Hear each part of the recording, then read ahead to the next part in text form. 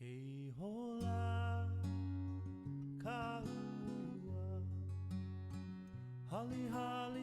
it's Norma from Norma's Quilt Studio, and I just finished quilting my Metro Rings quilt, which is going to be a class in November, so watch for that. We'll be announcing that soon on social media. But I wanted to tell you a little bit about my thought process with the quilting, because sometimes you just don't know the struggle a long arm quilter goes through to figure out what they're going to do. I had a vision for this quilt. I've done Metro Rings before with a different design, a Joyce Lundergan design that was more modern. And when you go to look at Metro Rings, people consider it a modern quilt, so you'll see a lot of modern designs out there. And I really didn't want that. I really wanted this vintage feathers and pearls. I was really looking at feathers and pearls. So when I went to my Bell retreat recently, and that's with a bunch of other long arm quilters, there was designers there, and I spoke to several of them. Christy Dillon and I, she was texting me back and forth designs, and so I looked at some of those.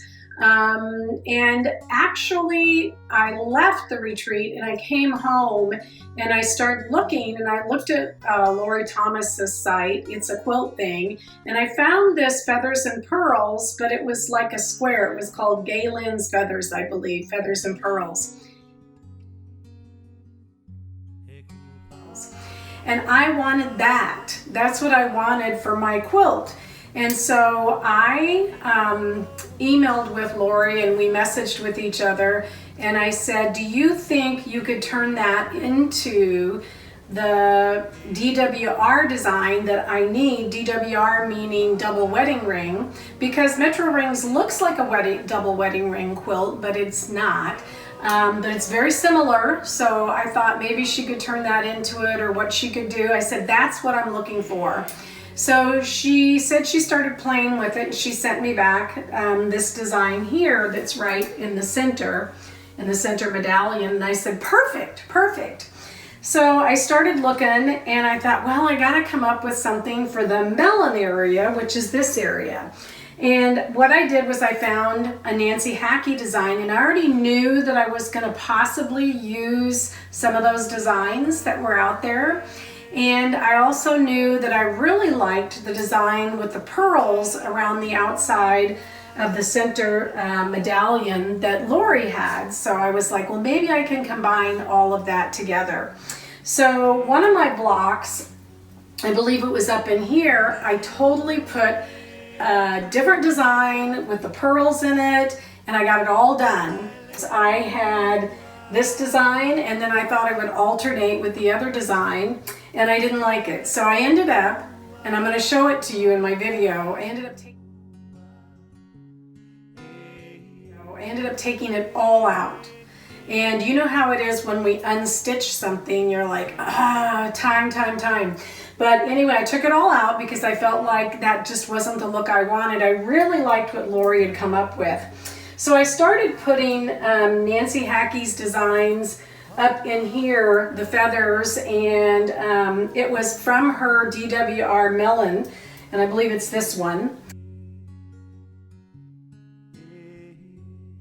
And then I also, this diamond shape here in the center between the rings, I picked one of Nancy's designs, and so I was all set. Well, pretty soon Laurie texted me back, and she came up with a really nice melon design. She came up with a really nice diamond shape, and it all matched with everything that she'd already made for me. So I was like, well, now what am I going to do? Because I've already started and I already like these designs. So I ended up doing alternating. I alternated the melon with the Nancy Haacke feather design from her DWR. Then I alternated one of the rings with Laurie's design. And then I did the same thing with the diamonds. I just alternated them throughout, which I like to do anyway. I like to combine designs and I like to make it different. So that way it wasn't all the same. So that really satisfied me. I really love how this turned out. So now you're going to ask me, what about the rings? What about the pebbles that I put inside the rings? That was interesting because I went to look at all the DWRs again. I didn't like anything particular because again, it all looked modern. And I really wanted more of that vintage look. And so I started playing with it. And so I made these pebbles actually myself. I took some pearls and I extended them around.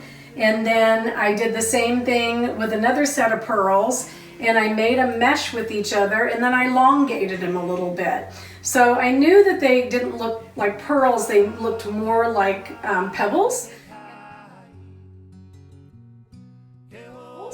And that was okay, I just wanted them to fill those spaces. Interestingly enough, all these rings were such varied sizes. You would think that I'm the great piecing teacher, right? That they would all be the same. But there were such varied sizes that I really had to play with the pebbles every time I moved, which was fine. I kept them as individual.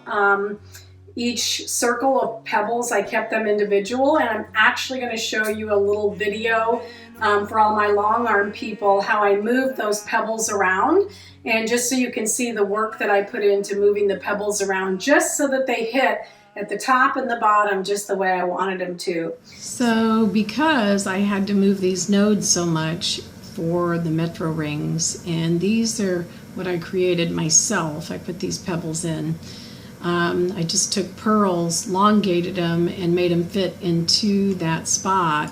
I would have to take the nodes and move them in and make that back into the same circle and go all the way around this whenever I wanted to.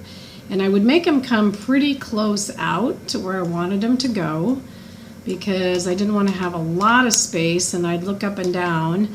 And I did them in a string so that I could function with the string and do the string up and down and around. And first, I would move them. So I'm going to finish this one, and then I'm going to go over and show you. So that one looks pretty good. So what I would do is select one and select the other and hit my F8, which is my shortcut for all my handles. And I would look at it to see. So myself here with this one, I would individually take this one. And they look really out of shape because they're so close up, but when you look at them on the quilt, they look like pebbles and they look perfectly fine. But they're not exactly all the same shapes because of how I had to configure them to all fit in there. But anyway, they look really good on the quilt. So I'm moving this up and down individually here a little bit. So you can see that I'm maneuvering it and maneuvering it down and around so that I can fill that space as much as possible. Then when I get that done, then I will take the nodes and move them around, but I get it as close as I can first, and then I bump over to looking at the nodes, and I'll put the nodes on so I can see that I only have to move that one, just a slight bit on that one. This one's going to take a little bit more maneuvering. I am going to have to go in here and I really zoom in and pull these out, as much as I can and make sure they're not misshaped. I mean, they're going to be pebbles, right? That's the kind of the look I'm going for. I turned them from pearls into pebbles, so to speak. So I no longer need to worry about, pebbles are all different shapes, right? So I'm good with that. So I just kind of pull it out and around and move it around. And like I said, I created these myself. Oops. So I'm going to maneuver them around just a bit to go into where I need them to be. And it takes a little bit of time, but not terribly, terribly bad. I'm going to go on around this one maybe a little bit. And this one. And I just keep moving them around the page until I get around to the other side. Then when I get it pretty good and I feel pretty good about it, then I'm like, all right, that one's set to go. And then I will go stitch it. And I could have combined them. Whoops, those are overlapping, see that? And I could have, so I'm going to move that one up a little bit. I could have combined them, but I don't want to combine them because I want them to stitch out individually so that I can separate them like this and maneuver them. If they're combined, then I would probably do a Control-Z and undo it and then do it again. But just to save myself that step, it doesn't take long to pull up the bobbin and do that. So, and then I can kind of manipulate them and slow the speed down too as it's going and put my hands on the quilt. So this one is all ready. This one I need to maneuver a little bit, But that's how I maneuvered, and I'm going to highlight it, those there to, looks like ears of corn, doesn't it? But that's how I maneuvered those to fit in and get that. And so I just wanted to show you that. So I'm doing a little documentary on the Metro Rings, and that is the part on how I worked with the nodes and the pebbles. So that took care of that. I really loved the pebbles and how that turned out and the texture and how that looked. So that was pretty much my creation. And then I have Nancy Haacke's designs, and then Laurie Thomas created a whole new set for me. So I'm going to be putting that out there with some pictures soon,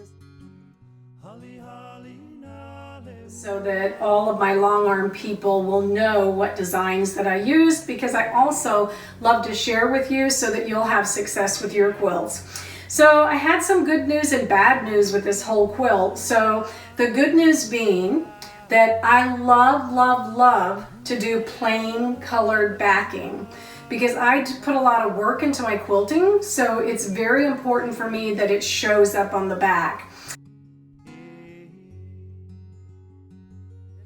I also like to use a little bit heavier thread because I like for it to show up again. So the backing, you'll notice that you really see everything. So the good news is that you see everything, and the bad news is you see everything.